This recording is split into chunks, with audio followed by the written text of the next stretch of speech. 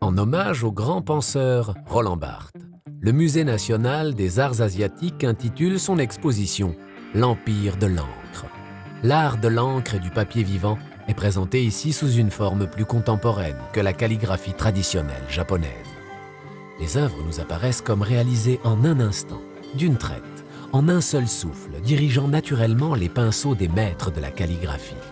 Au Japon, la calligraphie est considérée comme l'un des plus prestigieux arts visuels, car même si les œuvres nous semblent réalisées très rapidement, elles nécessitent un entraînement extrêmement méticuleux et laborieux.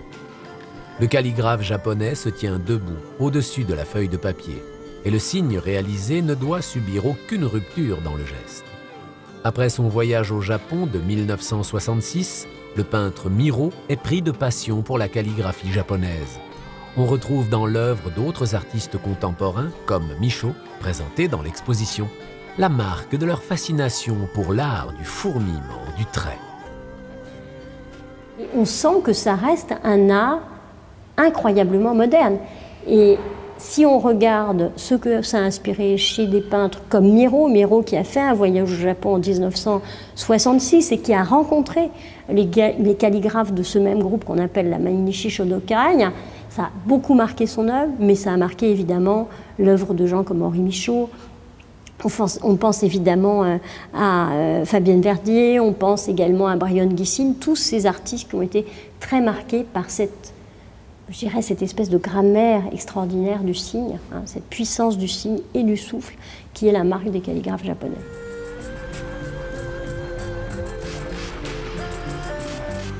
Incroyablement technique et exigeante, la calligraphie japonaise s'exerce de différentes manières. L'écriture s'exprime à travers plusieurs styles qui, presque à la manière du sport, possèdent pour chacun d'eux son propre entraînement. Il y a plein de styles très différents. D'abord, il y a tous les styles, je dirais, de la calligraphie chinoise classique, donc ce qu'on appelle la cursive, où on va lier les éléments qui composent le caractère entre eux. Il y a des choses, et là on va utiliser plutôt les kanji, donc les caractères chinois. On va aussi avoir une discipline qui est la calligraphie des grands caractères, qui suppose qu'on est à une échelle assez monumentale, que là aussi le geste est évidemment très important, donc il va y avoir un effort physique pour calligraphier ces caractères, il faut se projeter dans la lettre en quelque sorte. On va parfois au contraire choisir une catégorie toute différente qui est celle qui utilise les kanas, les signes qu'on utilise proprement pour le japonais, avec un style très proche des waka, donc des poésies japonaises, qui ressemblent presque à des sortes de tiges ou de fins brins d'herbe, vous voyez, très légers, on a l'impression que ça touche à peine la surface, souvent sur des fonds de papier qui peuvent être colorés, poudrés d'or, donc des choses extrêmement sophistiquées, qui évoquent plutôt un univers poétique. On va aussi faire de l'écriture sigillaire, c'est-à-dire l'écriture inspirée par les sceaux, et là on va donc graver des sceaux, et utiliser l'encre rouge qu'on utilise toujours pour les sceaux depuis des temps immémoriaux. Donc voilà. Et puis on combine tout ça et on peut arriver à des choses qui sont radicalement autres, dans lesquelles en fait nous reconnaissons un geste et pas forcément un caractère, et on est frappé par cette espèce d'apparition, je dirais presque d'immanence du signe sur le papier, parce que le support c'est toujours, sauf quand on grave bien sûr, mais autrement c'est toujours le papier.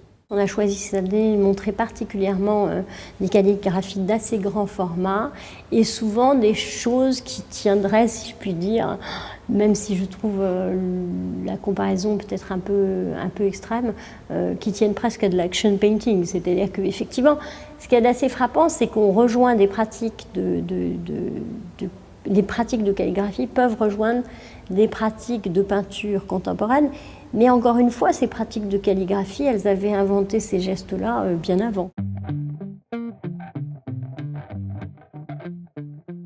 La signification du caractère n'a plus beaucoup d'importance. La calligraphie japonaise n'est pas au service du langage. Elle n'est plus uniquement une écriture, elle s'est élevée à un rang plus haut. Intemporelle, inspirante, pérenne, elle parvient continuellement à se renouveler en utilisant pourtant toujours une palette extrêmement réduite de matériaux et de couleurs, le noir et le blanc, le pinceau et le papier.